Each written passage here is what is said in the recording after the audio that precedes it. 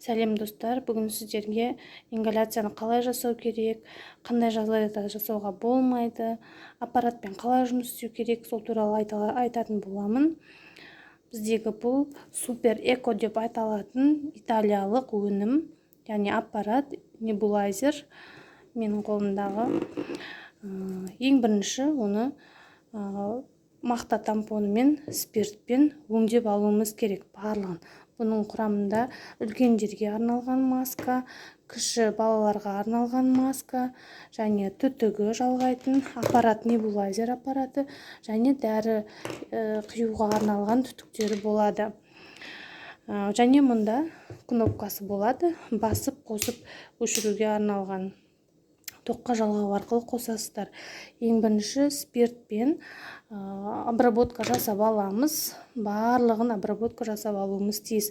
Өйткені бұл сіздің алдыңызда басқа кісілер пайдалануы мүмкін. Ол дем арқылы, ауа тамшылары арқылы әртүрлі аурулар, инфекциялар жұғып кетуі мүмкін. Бүгін мен сіздерге осы балаларға арналған түрін көрсететін боламын. Бұл балаларға арналған түрі. Ең бірінші түтікті жалғаймыз. Бірінші аппаратқа жалғаймыз. Осылай жалғап аламыз. Екінші бұл дәрі салатын құты. Оны кигіземіз. Осылай.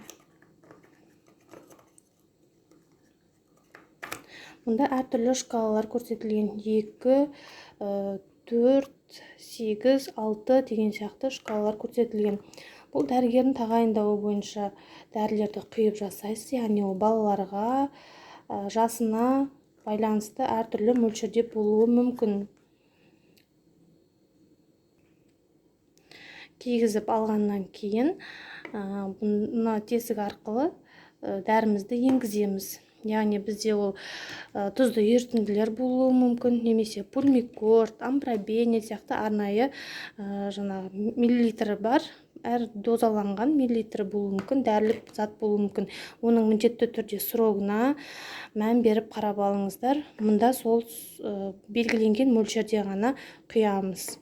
Құйып болғаннан кейін қақпағын жабамыз. Осылай.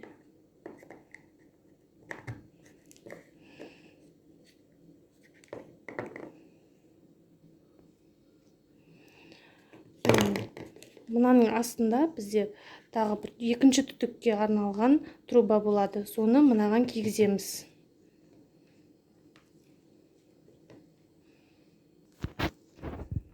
Кигізіп алдық. Мұны мұнда орналастырып қойсаңыз да болады. Ыңғайлы болу үшін. Енді детский маскамызды мұрны киілетін жағымен балаға ыңғайлы етіп бұлай орналастырамыз. Содан кейін барып аппаратты тоққа қосамыз. Енді менде тоқпен қосылып тұрған жоқ. Кнопкасын басып қосамыз. Қосып болғаннан кейін мұнан бу шығады, ауа шығады. Яғни су буға айналады. Сонымен баланың мұрнына тосамыз. Бала вертикалды отырған қалыпта болуы керек. Яғни жатқан қалпында болмайды. Егер бала тынышсыз, ұйықтап жатқан кезде ғана болса, онда істеуге болады. Сонымен қатар баланың мұрнынан қатты су ағып жүрген кезде, мұрнынан қан ағып жатқан кезде, бала демала алмай жатқан кезде, балада гипертониялық аурулар болатын болса, ондай жағдайда балаға жасауға болмайды. Жасауға болатын жағдайлары қақырықты сұйылту мақсатында әртүрлі ерітінділерді дәрігердің тағайындауы бойынша ғана жасауыңыз тиіс. Бронх демікпесі кезінде, бронхиалды астма, бронхиттің обструктивті түрі, яғни бала қақырығы ысылдап, кейбір балалар өзі шығара алмайды. Сол үшін тіндерге, өкпенің барлық тіндеріне осы дәрілік препаратты жеткізу мақсатында осылай жасалынады. Егер видео ұнаған болса, видео пайдалы болса, каналға тіркеліп жазылып кетіңіздер. Бұл әрбір баласы бар үйде, әсіресе көп балалы аналарға өте пайдалы.